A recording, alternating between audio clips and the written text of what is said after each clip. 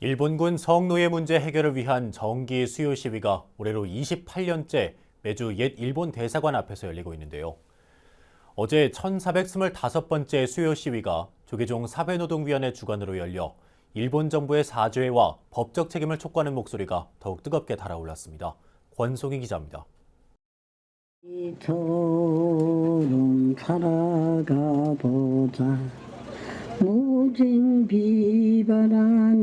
일본군 위안부 피해자 길원옥 할머니가 부른 노래 바위처럼의 한 소절이 울려 퍼집니다. 이어 바위처럼의 원곡이 흘러나오자 학생들이 나와 노래에 맞춰 율동을 선보입니다. 서울 종로구 옛 일본 대사관 앞에서 일본군 성노예제 문제 해결을 촉구하는 1425번째 정기 수요 시위가 열렸습니다. 체감 온도가 영하 16도까지 크게 떨어졌지만 참가자들의 열기를 식히지는 못했습니다. 매주 열리는 수요 시위가 어느덧 28회를 맞은 가운데 이번 주는 조계종의 사회노동 문제 전담 기구인 사회노동위원회 주관으로 진행됐습니다. 스님들은 지난 1997년 2월 2일 세상을 떠난 위안부 피해자 강덕경 할머니의 삶을 돌아보는 추모기도로 시위의 시작을 알렸습니다. 일본군 성노예제 같은 이런 피해자가 발생하지 않게 해달라는 것, 우리 아이들은 그런 걱정하지 않게 그렇게 국가적으로 약속을 해달라고 하는 것, 그리고 그 모범을 보이기 위해서 사과를 해달라고 하는 것이 잘못된 일입니까? 집회에는 조계종 사회노동위 부위원장 지몽 스님을 비롯한 스님들과 전국에서 모인 시민단체와 학생들이 함께해 잘못된 과거를 바로 세우자는 연대의 의지를 다졌습니다.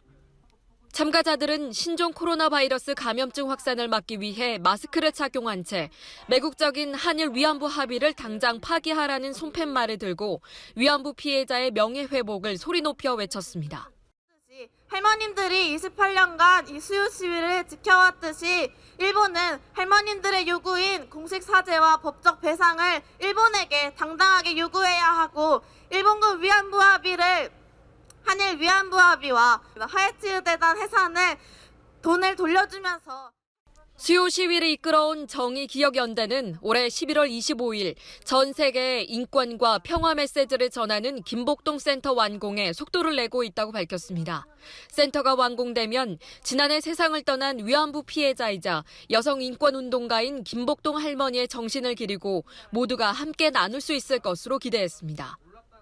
조계종은 사회국장 해도 스님을 통해 발표한 성명서에서 일본 정부의 전쟁 범죄 인정과 법정 배상뿐 아니라 우리 정부의 과단성 있는 행동을 촉구했습니다.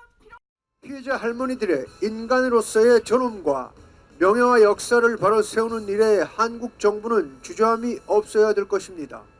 일본 정부가 깊은 참여를 할 수 있도록 한국 정부는 강력히 요구해야 합니다. 과거사를 바로잡기 위한 양심과 진실의 상징으로 자리 잡은 수요 시위. 참가자들은 경자년 새해에는 위안부 피해자의 명예회복을 통해 추운 겨울을 지나 할머니들과 함께 따뜻한 봄을 맞이할 수 있기를 기대했습니다. BBS 뉴스 권송입니다.